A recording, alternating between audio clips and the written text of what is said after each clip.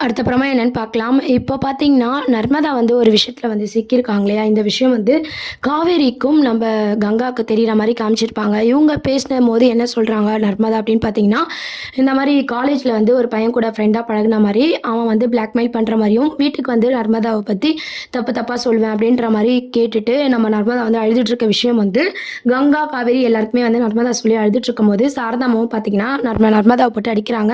"என்னடி வேலை பண்ணி வச்சிருக்க? போனோமா, வந்தோமான்னு இல்லாம இது யார் பார்க்குற வேலை?" அப்படின்னு சொல்லிட்டு நர்மதா வந்து திட்டிட்டு இருக்காங்க. இந்த மாரி பிரச்சனையில வந்து நம்ம விஜய் கிட்ட இத சொல்லலாமா? அப்படின்ற மாரி காவேரி வந்து யோசிக்கிற மாரி கடைசியா காமிச்சிருப்பாங்க இல்லையா? இப்ப பார்த்தீங்கன்னா, நம்ப விஜய் வந்து அத யோசிச்சுக்கிட்டே போறாரு.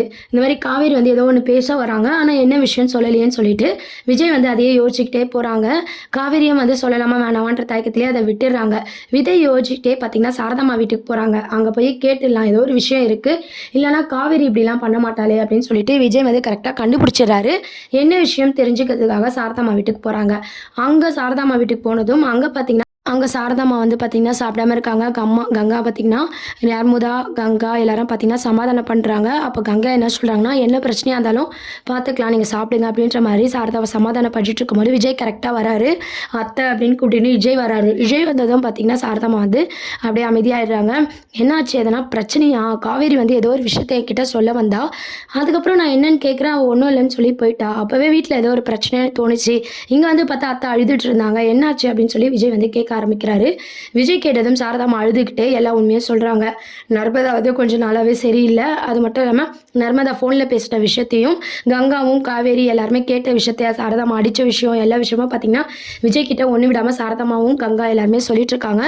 அப்ப விஜய் என்ன சொல்றாருன்னா, "இதெல்லாம் ஒரு விஷயமே இல்ல இந்த காலத்துல. இத எதுக்கு நீங்க பெருசு பண்ணிட்டு இருக்கீங்க? நான் பார்த்துக்கிறேன். நான் இருக்கேன்ல, நான் பார்த்துக்கிறேன்னு" சொல்லி நர்மதாவ கூப்பிட்டு விஜய் விசாரிக்கிறாரு.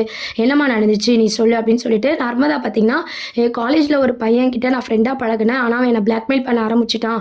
நீ வந்து லவ் பண்ணலன்னா வந்து வீட்ல வந்து உன்ன தப்பா சொல்லுவேன். நீ என்கிட்ட பேசணும்னு சொல்லி ரொம்பவே டார்ச்சர் பண்ண ஆரம்பிக்கிறான்." அப்படின்னு சொல்லி நர்மதா சொல்லி அழுவுறாங்க. உடனே விஜய் என்ன சொல்றாருன்னா, "இதுக்கெல்லாம் நீ எதுக்கு அழுவுற? என்கிட்ட சொல்லிட்டல்ல, நான் பார்த்துக்கிறேன். யாரும் கவலைப்படாதீங்க. அந்த பையன் வர சொல்லுங்க. நான் பார்த்துக்கிறேன். இன்னைக்கு நான் இங்க தான் இருக்கேன். அவன் எப்படி வரான்னு நான் பார்க்குறேன்." அப்படின்ற மாரி விஜய் வந்து சொல்றாரு. விஜய் வந்து "நான் பார்த்துக்கிறேன் நர்மதா. நீ ஃபோன் பண்ணுன்னு" சொல்லி நர்மதா விட்டு அந்த பையனுக்கு ஃபோன் பண்ணி பேச சொல்றாரு. விஜய் சொன்ன மாரியே பார்த்தீங்கன்னா, நர்மதாவும் பேசுறாங்க. அந்த மாரி "நான் உன்னால என்ன பண்ண முடியுமோ பண்ணிக்கோ, பார்த்துக்கலாம்." அப்படின்ற மாரி நர்மதா போல்டா பேசுறாங்க. உடனே அந்த பையன் என்ன சொல்றான்னா, "உன் வீட்டுக்கு வந்து உன்ன பத்தி நான் தப்பு தப்பா சொல்றேன் பாருன்னு" சொல்றாங்க. "முடிஞ்சத பார்த்துக்கோடா" அப்படின்ற மாரி நர்மதாவும் பேசிட்டு வச்சுர்றாங்க. அதுக்கப்புறம் விஜய் வந்து "இதுக்கப்புறம் நான் பார்த்துக்கிறேன் நர்மதா. நீ எதுவும் ஃபீல் பண்ணாதன்னு" சொல்லி விஜய் வந்து நர்மதாவுக்கு சப்போர்ட் பண்ணி பேசிட்டு இருக்காரு. உடனே சாரதாம்மா நர்மதாவ திட்டுறாங்க. "இதெல்லாம் நம்ம குடும்பத்துக்கு தேவையா?" அப்படின்னு சொல்லிட்டு உடனே விஜய் சமாதானப்படுத்துறாரு. "என்ன நடந்தாலும் சரி நம்ம பார்த்துக்கலாம். நீங்க கவலைங்க." அப்படின்ற மாரி பேசிட்டு இருக்காங்க. அதுக்கப்புறம் பார்த்தீங்கன்னா, இவங்கலாம் இந்த மாரி பேசிட்டு இருக்கும்போது, நம்ம காவேரி வந்து ஸ்கூல் முடிஞ்சு வராங்க. வீட்ல வந்து விஜய பார்த்ததும் காவேரிக்கு பயங்கர ஷாக் ஆயிடுச்சு. "என்ன இவரு இங்க இருக்காரு?" அப்படின்னு சொல்லிட்டு ஒரு வேளை இவர்கிட்ட நம்ம பேச போணுமோ, அத வச்சு வீட்டுக்கு வந்து இவரு எதனா கேட்டிருப்பாரோ அப்படின்ற மாரி காவேரி யோசிச்சுக்கிட்டே வராங்க. "என்ன சார் இங்கே இருக்கீங்க? அம்முவ கூப்பிட போலியா?" அப்படின்ற மாரி காவேரி கேட்குறாங்க. "இல்ல தாத்தாவ கூட்டு போ சொல்லிட்டேன். எனக்கு ஒரு முக்கியமான வேலை இருக்கு." அப்படின்ற மாரி சொல்றாங்க. என்ன வேலைன்னு சொல்லும்போது, "இல்ல நீங்க காலைல ஒரு விஷயத்த சொல்ல வந்தீங்க. என்னன்ட்டு முழுசா சொல்லாம போயிட்டீங்க. அதான் வீட்டுக்கு வந்து அம்மாவ கேட்டேன். அம்மா எல்லாமே சொல்லிட்டாங்க. அந்த பையன வர சொல்லியிருக்கோம். என்ன ஆகுதுன்னு பார்த்துக்கலாம்." அப்படின்ற மாரி விஜய் சொல்றாரு. உடனே காவேரி பார்த்தீங்கன்னா, நம்ம எந்த விஷயமே தெரியாம இவரே பார்த்தீங்கன்னா, நம்ம குடும்பத்த வந்து இந்த அளவுக்கு வந்து இம்பார்ட்டன்ட் குடுத்து, அவர் குடும்பமா நெனச்சு, இந்த அளவுக்கு உதவி பண்றாரேன்னு சொல்லி காவேரி வந்து மனசுக்குள்ளேயே வந்து நெனச்சு பார்க்குறாங்க. அதே மாரி அந்த பையன் வந்து என்ன பிரச்சனை பண்ண போறானோன்னு சொல்லி சாரதாம்மா ஒரு பக்கம் அழுதுகிட்டு இருக்காங்க. அக்கம் பக்கம் தெரிஞ்சா மானம் போயிடுமே அப்படின்னு சொல்லி சாரதாம்மா ஒரு பக்கம் வந்து ஃபீல் பண்ணிட்டு இருக்க மாரி காமிச்சிருக்காங்க. அதுக்கு காவேரி என்ன சொல்றாங்கன்னா, இந்த மாரி பொண்ணுங்களுக்குலாம் மானம் போயிடும்னு சொல்லிட்டு, இந்த மாரி எல்லாத்துக்கும் அழுவுறதுனால மட்டும் தான் ஆம்பளைங்கலாம் வந்து இந்த மாரி திமிரா வந்து பண்ணிட்டுருக்காங்க. எல்லா பொண்ணுங்களும் மிரட்டி ஊர் உலகத்துல பார்க்குறீங்களா? நியூஸ தொறந்தாலே பொண்ணுங்க மேல தான் வருது. அதனால தான் யாரும் ஒரு பொண்ணு வந்து எதிர்த்து பேசப்போ தான் எல்லா பொண்ணுக்கும் தைரியம் வரும். நர்மதா பண்ணது வந்து தப்பு. போல்டா அப்பவே பேசியிருக்கணும். நாங்க எங்க தங்கச்சிங்கள நம்ப மாட்டோமா? அப்படின்னு சொல்லி காவேரி வந்து சாரதாம்மாவுக்கு புரிய வைக்கிறாங்க. இதெல்லாம் கேட்ட விஜய் வந்து பார்த்தீங்கன்னா, பழைய காவேரி அப்படியே தான் இருக்கா. பழச மறந்தாலும் அவளோட அவங்களோட கேரக்டர் இதுதான் அப்படின்ற மாதிரி விஜய் வந்து மனசுக்குள்ளே நினைக்கிறாங்க. அப்போ கரெக்டாக பார்த்தீங்கன்னா ஒரு பையன் வரான். பையன் வந்து இந்த மாதிரி நர்மதாவை தேடிட்டு வரும்போது நர்மதாவை பற்றி தப்பாக சொல்கிறான். நம்ம விஜய்க்கு எல்லாருக்குமே வந்து கோவம் வருது. இருந்தாலும் பார்த்தீங்கன்னா விஜய் வந்து பொறுமையாக ஹேண்டில் பண்ணுறாரு. அப்படியா, சரி ஓகே, எதை வச்சு இதெல்லாம் பேசுகிற அப்படின்ற மாதிரி எல்லா உண்மையும் கேட்குறாரு. அப்போ அந்த பையன் நர்மதாவை பற்றி தப்பாக சொல்லிட்டு ஃபோட்டோஸ்லாம் வந்து கிரியேட் பண்ணதான் எடுத்து காமிச்சிட்டு இருக்கான். இதெல்லாம் பார்த்த விஜய் வந்து பலான்னு அடிக்கிறாரு. என்ன சார், நர்மதாவை சொன்னால் நீங்கள் என்ன அடிக்கிறீங்க அப்படின்னு சொல்லிட்டு, என்ன ஒரு பொண்ணு மேலே நீ பழி சொன்னால் நான் நம்பிடுவேனா, எங்கள் வீட்டு பொண்ணு மேலே சொன்னால் நாங்கள் நம்பிடுவோமா அப்படின்னு சொல்லிட்டு விஜய் வந்து கேட்குறாங்க. விஜய் கேட்டுட்டு இருக்கும் போதே காவேரியும் பார்த்தீங்கன்னா, என்னடா என் தங்கச்சி பற்றி தப்பாக பேசுறியான்னு சொல்லி காவேரியும் திட்ட ஆரம்பிக்கிறாங்க, அடிக்க ஆரம்பிக்கிறாங்க. அப்போ அந்த பையன் பார்த்தீங்கன்னா, அந்த ஃபோட்டோ காமிச்சு கூட நம்ப மாட்டீங்களா அப்படின்ற மாதிரி கேட்குறாங்க. என் தங்கச்சி எப்படின்னு எனக்கு தெரியும், ஃபோட்டோ இல்லை, நீ எதை காமிச்சாலும் நாங்கள் நம்ப மாட்டோம்னு சொல்லி நர்மதா மேலே ரொம்ப நம்பிக்கையாக காவேரி வந்து பேசிகிட்டு இருக்காங்க. அந்த ஃபோட்டோஸ்லாம் வந்து ரெடி பண்ண ஃபோட்டோஸ் அப்படின்னு சொல்லி நர்மதாவும் பார்த்தீங்கன்னா அது எல்லாமே ஃபேக்கு அப்படின்னு சொல்லி அழுதுட்டு இருக்காங்க. இந்த மாதிரி தான் பொண்ணுங்க வாழ்க்கை கெடுக்க நீங்கள் வந்திருக்கீங்களா, உங்கள் அப்பா அம்மா உன்னை வளர்க்க எவ்வளோ கஷ்டப்பட்டிருப்பாங்க, அவங்களுக்குலாம் இது தெரிஞ்சால் எவ்வளோ வருத்தப்படுவாங்கன்னு சொல்லி விஜய் வந்து அட்வைஸ் பண்ணிட்டு இருக்காரு. எங்க உங்க அப்பா அம்மா நம்பர் கூட அவங்களுக்கு ஃபோன் பண்ணி வர வைக்கலாம், அவங்களே கேட்போம் உங்க புள்ள பண்ணது நியாயமா அப்படின்னு சொல்லிட்டு விஜய் வந்து கேட்குறாரு. உடனே அந்த பையன் பார்த்தீங்கன்னா பயத்தில் விஜய் கிட்ட மன்னிப்பு கேட்குறாங்க. இதெல்லாம் நான் சும்மா தான் பண்ணேன், நர்மதா எனக்கு பிடிச்சிருக்கு, ஆனால் நான் அவள் புரிஞ்சிக்கல, அதனால சும்மா இப்படி மிரட்டினா புரிஞ்சுப்பா அப்படின்றதுக்காக தான் நான் இப்படிலாம் பண்ணேன், என்னை மன்னிச்சிடுங்கன்னு சொல்லி எல்லாரும் கல்லையும் விழுறா.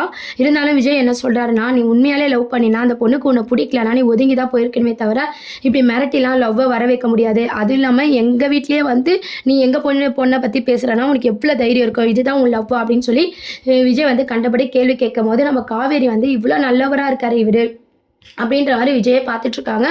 நம்ம விஜய் வந்து உங்கள் அப்பா அம்மா நம்பர் கேட்கும் போது அவன் வந்து எல்லார்ட்டும் மன்னிப்பு கேட்கும் போது அந்த பையன் வந்து அட்வைஸ் பண்ணுறாங்க. அதே மாதிரி சாரதாமாவும் என்ன சொல்கிறாங்கன்னா, நாங்கள் கஷ்டப்பட்டு பொண்ணுங்களை வந்து எப்படி வளர்க்குறோம், வெளியே அனுப்ப கூட நாங்கள் பயப்படுறோம், ஆனால் உங்களுக்குலாம் அது வந்து பொண்ணு மேலே பழி போகிறதுலாம் ஈஸியாக இருக்குல்ல, இந்த மாதிரி எத்தனை பொண்ணுங்க வாழ்க்கையை நீங்கள் கெடுத்திருப்பீங்க, இந்த மாதிரி பயந்து தான் குடும்பத்துக்கு பயந்து பொண்ணுங்களாம் சூசைட் பண்ணிக்கிறாங்க, ஒரு பொண்ணாவது தைரியமாக இருந்தால் தான் இதுக்கெல்லாம் ஒரு முடிவு வரும், என்ன பண்ணிட்டு இருக்க நீ, இந்த மாதிரி உங்கள் அப்பா அம்மா தெரிஞ்சால் எவ்வளோ வருத்தப்படுவாங்க அப்படின்னு சொல்லி எல்லாருமே வந்து கொஸ்டின் மேலே கொஸ்டின் கேட்கவோ எல்லாருக்கிட்டும் மன்னிப்பு கேட்டு இதுக்கப்புறம் இந்த மாதிரி நான் பண்ண மாட்டேன்னு சொல்கிறான் அந்த பையன்.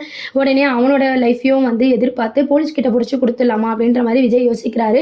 உடனே நர்மதா என்ன சொல்கிறாங்கன்னா, இல்லைம்மாம்மா அவன் படிப்பு வந்து ஸ்பாயில் ஆகிடும் விட்டுருங்க அப்படின்ற மாதிரி நர்மதா சொல்கிறாங்க. உடனே வந்து நம்ம விஜய் பார்த்தீங்கன்னா, நீ அவன் ஒரு பொண்ணுன்னு கூட பார்க்காம தப்பாக சொன்னேன், ஆனால் அவன் எப்படி கரெக்டாக உன் லைஃப் போய்டும் அப்படின்ற மாதிரி யோசிக்கிறா, அதுதான் எங்கள் வளர்ப்பு, இதுக்கப்புறம் அந்த பொண்ணை நீ தொலை கொடுக்கக்கூடாது, இதுதான் உனக்கு கடைசி, இல்லைனா உன் போலீஸில் கம்ப்ளைண்ட் பண்ணி உங்கள் அப்பா அம்மா மேலே சேர்த்து நாங்கள் சொல்லுவோம் அப்படின்ற மாதிரி விஜய் வார்ன் பண்ணுறாரு. அந்த பையனும் எல்லாருக்கிட்டும் சாரி கேட்டு அங்கே வந்து போயிட்டதும் நர்மதா பார்த்தீங்கன்னா விஜய்கிட்ட தேங்க்ஸ் மாமா அப்படின்ற மாதிரி பேசிகிட்டு இருக்காங்க. நீ எதுக்கோ கவலைப்படாத, எந்த விஷயத்துலையுமே பொண்ணுங்க வந்து தைரியமாக இருக்கணும், லவ் பண்ணுறது தப்பு இல்லை, கட்டாயப்படுத்தி மட்டும் லவ் பண்ணக்கூடாது, நீ உன் இதில் ஸ்ட்ராங்காக இரு அப்படின்ற மாதிரி விஜய் வந்து நர்மதாவுக்கு சப்போர்ட்டாக இருக்கார். இதெல்லாம் பார்த்த காவேரிக்கு பார்த்தீங்கன்னா விஜய் மேலே ஒரு நல்ல அபிப்பிராயம் ஏற்படுது. லவ் வந்து கட்டாயப்படுத்தி வராருன்னு சொல்லி அந்த பையனுக்கு பண்ண அட்வைஸும், நர்மதாவுக்கு ஒரு பிரச்சனைனா அவங்க வீட்டு பொண்ணாக நினச்சி விஜய் இந்த அளவுக்கு பண்ணுறாரு அப்படின்னு சொல்லிட்டு விஜய் மேலே ஒரு நல்ல அபிப்பிராயம் வந்து காவேரிக்கு வந்து ஏற்படுது. இதுக்கப்புறம் வர எபிசோட்லலாம் பார்த்தீங்கன்னா விஜயை எப்படி காவேரி லவ் பண்ண போகிறாங்க, எப்படி புரிஞ்சுக்க போகிறாங்க, நம்ம தான் தப்பாக நினச்சிட்டோம், விஜய் நல்லவர் தான் அப்படின்ற ஒரு கண்ணோட்டத்தில் காவேரி மனசில் வர அளவுக்கு தான எபிசோட்ஸ் தான் இதுக்கப்புறம் வந்து மூவ் பண்ண போகிறாங்க. அதுக்கு தான் இந்த நர்மதா சீனை வந்து கொண்டு வந்திருக்காங்க. என்ன ஆக போகுதுன்னு சொல்லி வெயிட் பண்ணி பார்ப்போம். இந்த மாதிரி நிறைய அப்டேட்ஸ்க்கு சேனலை சப்ஸ்கிரைப் பண்ணுங்கள். தேங்க்யூ.